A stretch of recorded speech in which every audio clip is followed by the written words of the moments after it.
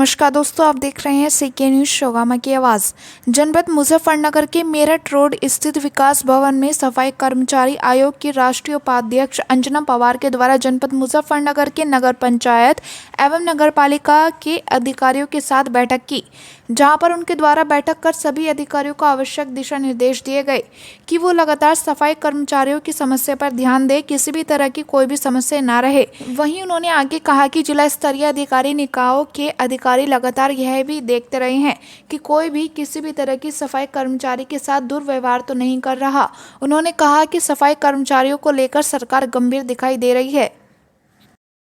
राष्ट्रीय सफाई कर्मचारी आयोग जो होता है वो देश के प्रत्येक राज्यों में जाता है, प्रत्येक जिलों में जाता है।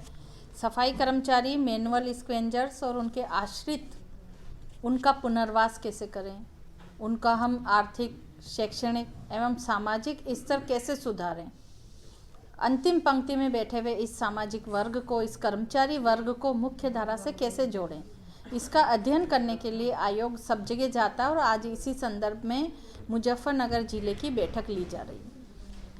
कुछ खामियां भी मांग है। ये कर्मचारियों की मांग तो सब जगह होती है, क्योंकि देखिए जनसंख्या बढ़ती है, क्षेत्रफल बढ़ता है, तो उसके हिसाब से कर्मचारियों की संख्या भी बढ़नी चाहिए।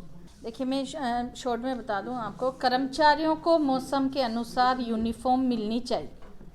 कोई छाता पकड़ के कर्मचारी सफाई का कार्य नहीं कर सकता, उसको रेनकोट मिलना चाहिए, सर्दी में उसको स्वेटर मिलना चाहिए। अच्छी यूनिफॉर्म मिलेगी तो काम भी अच्छा होगा।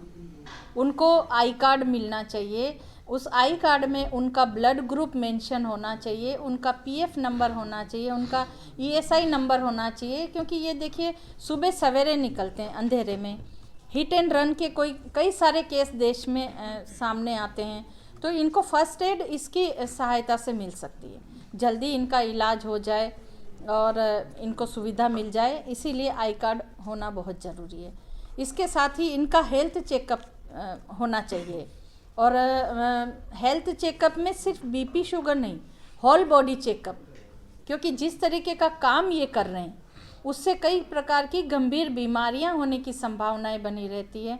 तो इन गंभीर बीमारियों को समय रहते हम जान लें और उसकी रोकथाम कर लें, इसके लिए इनका होल बॉडी चेकअप होना ज़रूरी है। उसमें इनका ईसीजी हो जाए, इनका एक्सरे हो जाए, इनका ब्लड टेस्ट, इनका और अन्य कई भी प्रकार के टेस्ट इनमें होने चाहिए। इसके साथ ही इनके लिए आवासीय कॉलोनी का कुछ किया जाए, ताकि इनको देखिए इतना कम तनख्वाह में ये अपने बच्चों को अच्छी शिक्षा नहीं दिला पाते हैं, अच्छा खाना उनको नहीं दे सकते हैं, खुद अच्छे से अच्छे घरों में नहीं रह सकते हैं, इतनी कम सैलरी में ये नहीं कर सकते हैं।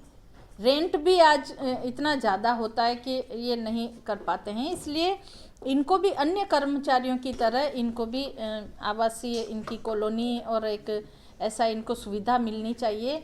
और इनको बस्तियों में जाकर इनका देखिए, राष्ट्रीय सफाई कर्मचारी वित्त विकास निगम भारत सरकार का एक ऐसा उपक्रम है जिसमें सफाई कर्मचारी, मैनुअल स्क्वेंजर्स और उनके आश्रितों के लिए करोड़ों रुपए का लोन दिया जाता है।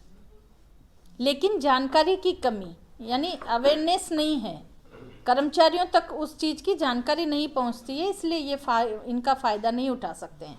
तो इनको कैंप लगाकर इनकी बस्तियों में इनको अवेयर किया जाए कि आप लोगों के लिए सरकार इतना काम कर रही है। इससे ये अपना स्वरोजगार खुद का खुद कर सकते हैं। ठीक है, थैंक यू।